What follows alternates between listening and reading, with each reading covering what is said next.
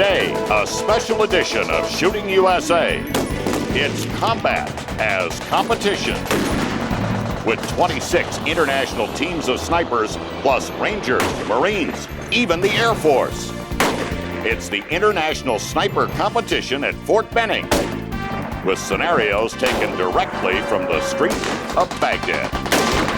This is Shooting USA, reporting the stories of America's shooting sports.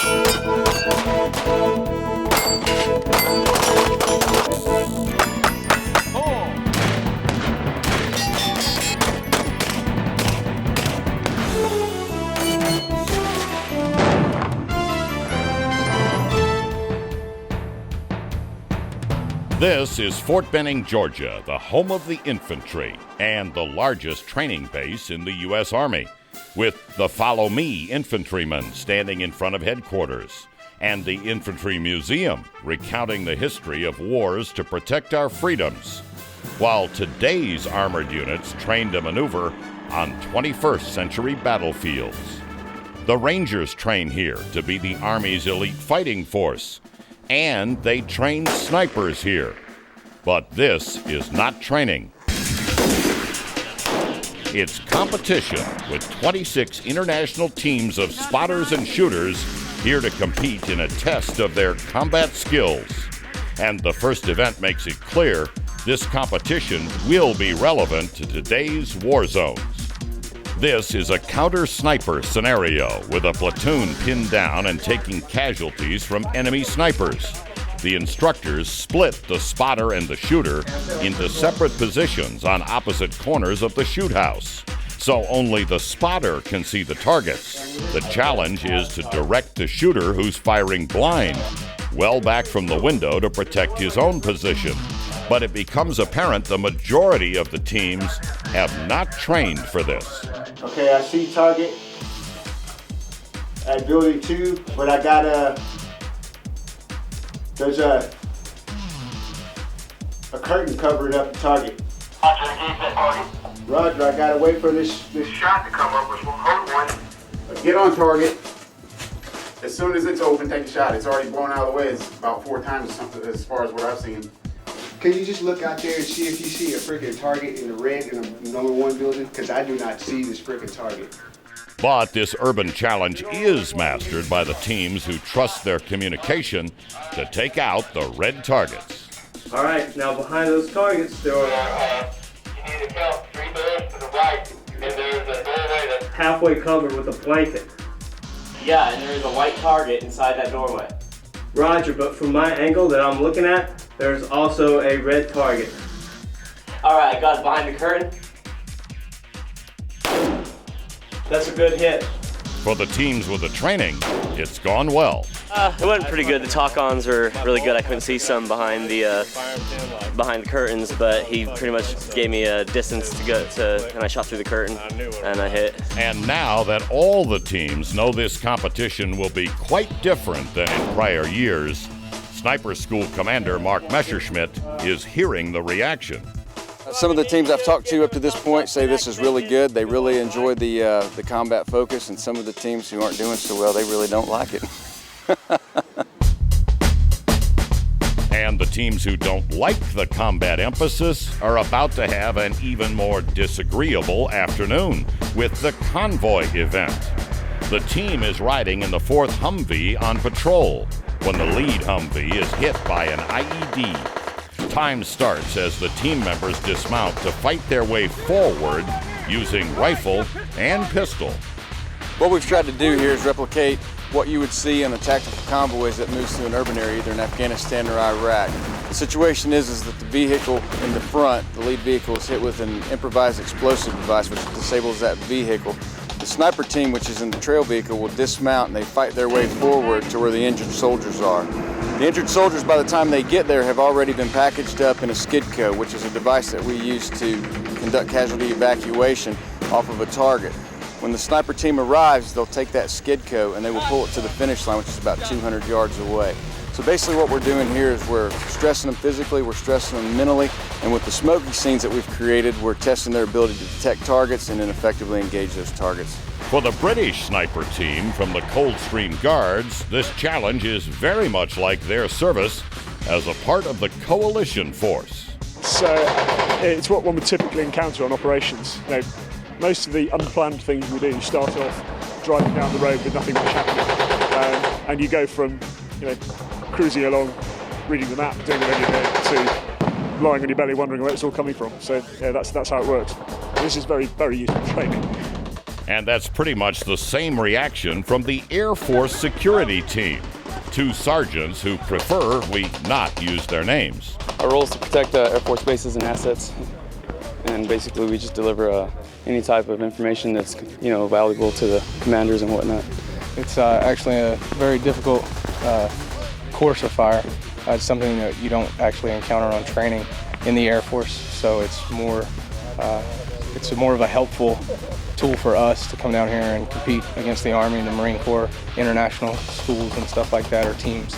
And it gives us kind of something that we can try to go for, because most people underestimate us as the Air Force. The Air Force is hanging tough at the end of day 1, with every team realizing win or lose, they will leave the 6th International Sniper Competition thoroughly tested in their skills and their stamina by the Army Sniper School instructors. And there's much more of that realism ahead, with an engraved pair of Smith & Wesson 1911s waiting for the winning team as the International Sniper Competition continues.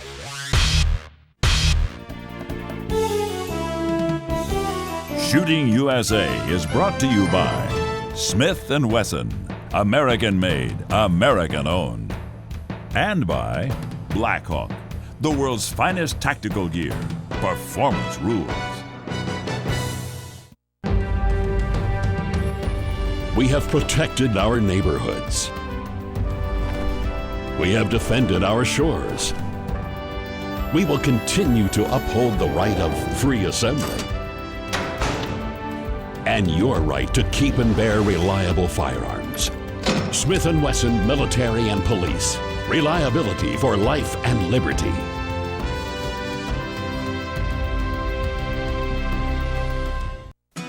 In reloading, it's usually a choice between speed or precision.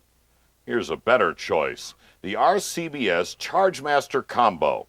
The dispenser throws a 60-grain extruded powder charge in under 20 seconds, and the scale precisely weighs the powder to within 1/10 of a grain to ensure accuracy. Speed and precision combined by RCBS.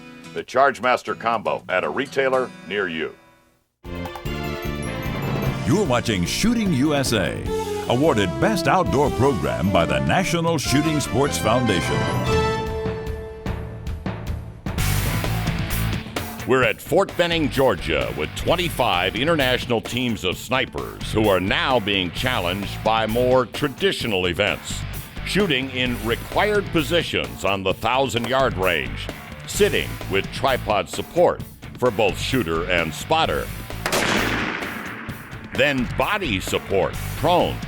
The Ranger team uses an across-the-back position with the spotter able to see trace while he provides a rest. The British team has a different solution, with Corporal Wayne Boskill providing his crossed ankles for support. Different solutions from different armies, and the choice of rifles is also different.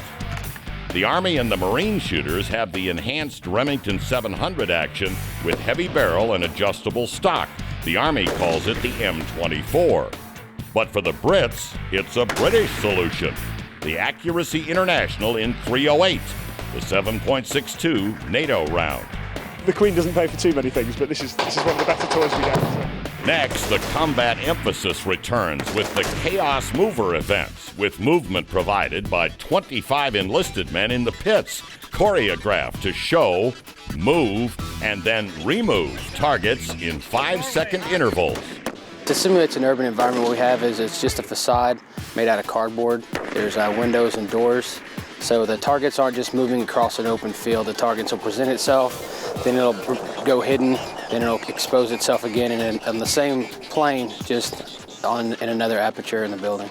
The teams are shooting from 300 to 600 yards, with 4 points for a hit, minus 8 points for hitting a hostage, what we'd call a no-shoot in civilian competition. Next is spotting and hitting attacking enemy targets from a defensive hide position, with the targets advancing on the Army's pop-up training range. Both shooter and spotter have targets to hit as the enemy closes on the hide position, followed by pistol targets, with the score determined by hits on the steel and the elapsed time, scoring like practical shooting competition for civilians. But civilians have never experienced an event like this. You're riding with a Marine team of scout snipers assigned to support a platoon that's pinned down under fire. This is the Urban Stress event, with smoke, mortar, and grenade simulators, and even Muslim prayer calls to recreate the streets of Sadr City. The teams are being delivered by Stryker, the Army's new personnel carrier, with the steel grid and reactive armor that protects against rocket-propelled grenades and IEDs. The mission? Take out the hostiles, firing on each squad position. The targets can only be seen from the upper floors in the building. This event is both timed and scored for hits on the hostiles, with the shooter assigned the red targets, the spotter responsible for the yellow. But it's the shooter taking the final targets from a position in the attic of the 3-story shoot house. Then withdraw with one of the wounded on a Skedco, while suppressing hostiles with pistol fire.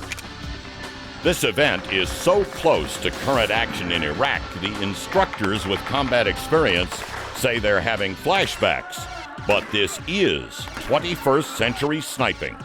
The days of sitting there all day long waiting on the perfect shot are gone. What we are finding based on lessons learned from Afghanistan and Iraq is the snipers who are able to just jerk their gun up and take the shot are having the most success on the battlefield. So we've tried to surprise a lot of these guys by creating combat stress, combat focus type events like what you see here today. Woo! Ready for more physical stress? Not combat this time, just physical punishment. Running an obstacle course with sandbags and more to get the heart rate up before shooting. The competitors are going to run about a half a mile negotiating multiple obstacles on their way up to a 120-pound sled, basically, that is going to be pulled uphill by about a 3-inch in diameter rope. Then they move up and they do the pistol shoot. They will engage out to almost 50 meters with the pistol using multiple different positions, starting with the standing, kneeling, and then the prone. Then they transition to rifle. And the transition to rifle is another timed run with a 200-pound Skidco and a pair of 70-pound sandbags to carry through the course. By the time they get to the rifle, their heart rate is severely elevated. I would guess that probably most of these guys are beating about 200 beats a minute. And they've got a lot of stress on their upper body. For the team from the Army Marksmanship Unit, Robbie Johnson and Jason St. John, the initial physical stress didn't affect their pistol shooting, but by the time they got to the rifle positions, they could feel it. Pistol, we were there, and I think we got the alternate positions. I was just a little shaky. Yeah, the rifle targets actually went a little shaky. Everything else went pretty good, I think. So we just done the best we could. Their best has them finishing as the overall first-place team at this point in the competition, followed closely by the 3rd Battalion Ranger team of Joseph Lynch and Michael Rack. The teams to watch when we continue the international sniper competition with the M107 event, the Big Barrett, shooting out to a mile. Shooting USA is brought to you by Crimson Trace Laser Grips, the world's only grip-integrated laser sights. And by Federal Premium Ammunition, because every shot counts. If you're like me, You own a handgun for protection. But as I got older, aiming and shooting accurately got a lot harder. A few years back, I added Crimson Trace laser grips to my defense guns. The laser is built right into the grip, so it's simple to install and easy to use. You see that red dot, you know you're going to hit what you're aiming at. Stop by your local gun shop and try a set today. Or contact Crimson Trace to get a catalog and the location of a dealer near you.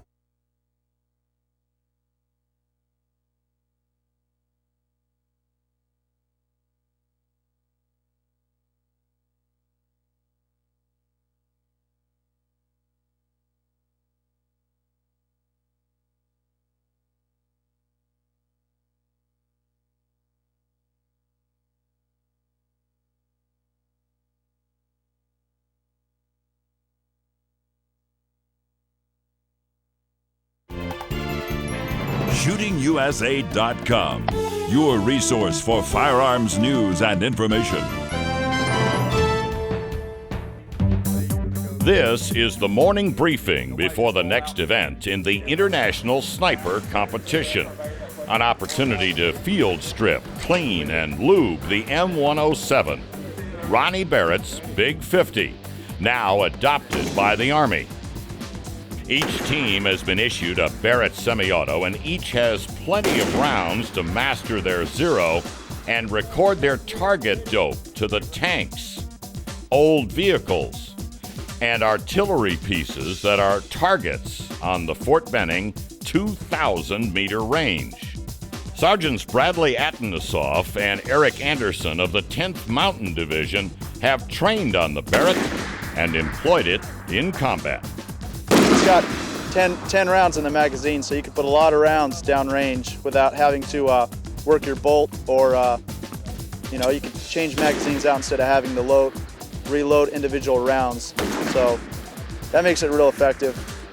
It's a 50 caliber, so you got a lot of range to it. And they're all going to need that range as the 50 caliber event gets underway. Each team has 2 magazines, 20 rounds total, and each has a target schedule, a map identifying the targets on the field, ranging out to the tree line, and the order the targets must be engaged. 2 hits are required before moving to the next target, with the sniper school instructors watching to score the hits, visible as small flashes as the armor-piercing rounds explode on impact. Andre Ash of the 10th Mountain Division knows the value of the Big 50 against suicide bombers in vehicles. When we were engaging on, vehicle checkpoints, stopping a vehicle, not a problem, no sweat. But doing a job, it works well. Sergeant Ash and his spotter have not worked terrifically well in this event, with some confusion about the assigned target order. And the British team is having some confusion about the scope settings. This weapon system is not the 50 caliber choice of the Coldstream Guards.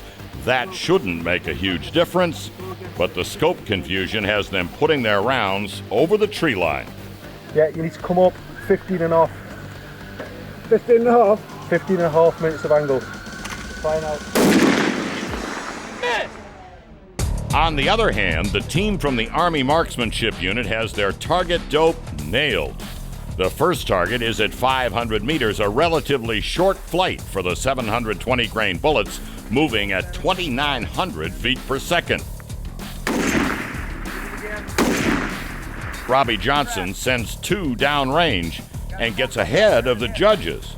Hey, we gotta wait till he calls hit before we can shoot the second round. Don't go so fast. Oh, sorry. It's the 110 that's in 2 pieces. Yeah. Put 2 plus 10 on the gun. 2 plus 10. Aim at the right piece. Hold center. Right piece? Yep. Hold center. Roger. Ready. Send it. Send it. Hit!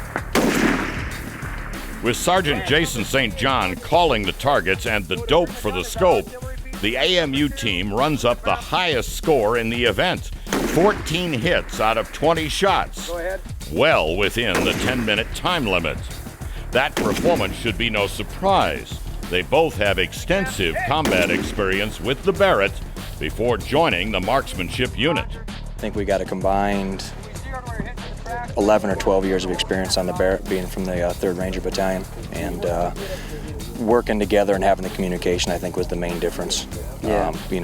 Past experience and then the ability for us to have the confidence in hitting the target and already moving on to the next target before the round was even there. Yeah, that's what we noticed. It was like get one, send another round, right? Roger, you know when you break a good shot, as long as the zero's on, it should be there. So you can go ahead and send another one to back it up. That's their training. When you're on, send 2. And the targets out to 1,500 meters in this event haven't come close to the shots this team has made in combat. On a regular target, just a target in training, probably 8 out of 10 on like 2,400 meters. You got any stories you don't want to tell, Rob? A couple. He's got a few. Stories you're not going to hear. But all the combat snipers who've had time on the Barrett in the war zones will tell you of their respect for the M107 as a very capable option when you need to reach out and touch something about 1.5 miles away. Oh, it's a great weapon. I mean, it's a 50 cal that's portable. One person or a sniper team can carry it and engage targets, support some sort of movement that's going on, and I mean, the lethality of it's just top notch. And coming next, the Blackhawks show up to elevate the competition. And then the stalk and the shot that will determine the championship in the International Sniper Competition. Shooting USA is brought to you by Trijicon, your source for brilliant aiming solutions. And by Benelli Shotguns. We are inertia driven. And by Barrett Firearms, defending freedom worldwide. We have protected our neighborhoods. We have defended our shores. We will continue to uphold the right of free assembly and your right to keep and bear reliable firearms. Smith & Wesson Military and Police. Reliability for life and liberty.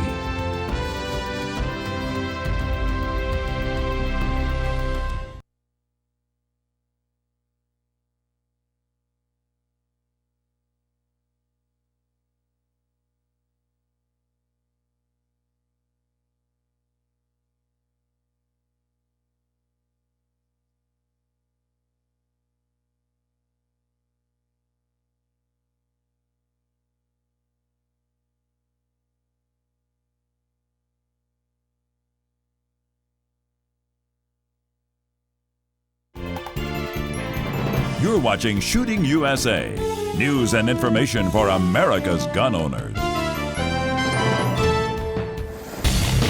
We're down to the final events in the International Sniper Competition with a pair of Blackhawks called in to elevate the teams for the aerial shoot. The scenario: 5 insurgents have been spotted planting IEDs from their vehicle. The orders are to take them out, firing from the Blackhawk. The range to the 5 steel targets is about 500 meters, firing at a 40-degree angle. A tough shot to figure if you're on the ground, but really difficult from the Blackhawk, even with the skill of the Army pilots who hold a very stable hover over the firing line. Both the shooter and the spotter have 5 shots from the bird, but hits are rare in this event. One of the international teams admits they've never flown in a helicopter before, let alone shot out of one. 2,200 hours, and the Blackhawks are back to transport the teams in a 10-minute airlift over several thousand acres of blacked-out forest in the backwoods of Fort Benning. The pilots fly a low-level evasion route to disorient the teams before they begin the night maneuver. At the insertion point, each team is assigned map coordinates of an area of interest. They have 4 hours to move through the woods, locate the objective, note what they find, and move to the designated rendezvous points. This event tests the teams in the other combat role for snipers, not shooting, but gathering intelligence. As time runs out, one team has failed to locate their assignment and is out of the competition as the remaining competitors prepare for the last event. Shortly after sunrise, the teams begin the final test, the most traditional event in the competition, the stalk. Their targets are 2 sniper instructors glassing the playing field, looking for any sign of the teams they know are moving toward them. The teams have blank cartridges to simulate a shot on the target instructors if they get close enough without being detected. The walkers are instructors used as human markers, directed by the target instructors to where they think they've seen a sniper. Do a left face, inch forward, sniper. Roger, what do you see? I just see a black lump that wasn't there before. If the directions are correct, you're busted and out of the event. Most of the sniper teams are using ghillie suits for concealment, and most are moving close to the ground, where not all the ghillie patterns match the surrounding vegetation. But the Ranger team of Rack and Lynch have a different solution. They've used their tripod shooting support to turn the shooter into a mobile bush, a blind. You're seeing them from the side, but they are undetectable to the instructors glassing the field, even after taking their shot with a blank. That bush and stuff up there and vegetation behind me, I'll kind of get between it and make another bush pretty much. And so that throws a depth perception off. You want to find them as quickly as you can so you can make it, but as long as you make it look pretty much like a bush. Natural veg is the key. Yeah. Like, ghillie out in the woods looks like a ghillie, so you can see neither of us have a ghillie on. After all the teams have completed their stalk, the snipers that have not been detected by the instructors have to prove their simulated shot with live ammo on an 8-inch steel plate. At 215 meters from their bush position, it's no problem for Shooter Sergeant Joseph Lynch. They win full points for the event, enough to put them on top in the overall scoring for 5 days of competition. Sergeants Joseph Lynch and Michael Rack of the 3rd Ranger Battalion claim the title and claim the engraved pair of Smith & Wesson 1911s as the champions in the 6th Annual Army International Sniper Competition. Congratulations to the Ranger team of Michael Rack and Joseph Lynch, and to the 2nd place team from the Army Marksmanship Unit, Sergeants Johnson and St. John, who wear the Ranger tab. And the 3rd place team is also from the 3rd Ranger Battalion. Makes it pretty clear, Rangers really did lead the way. And our thanks to the Sniper School instructors for a great event and for their help hosting us for 5 days of competition. Want to know more? We got it at shootingusa.com. For all of us, I'm Jim Scout. Until next week, shoot safely, shoot often, and share your sport.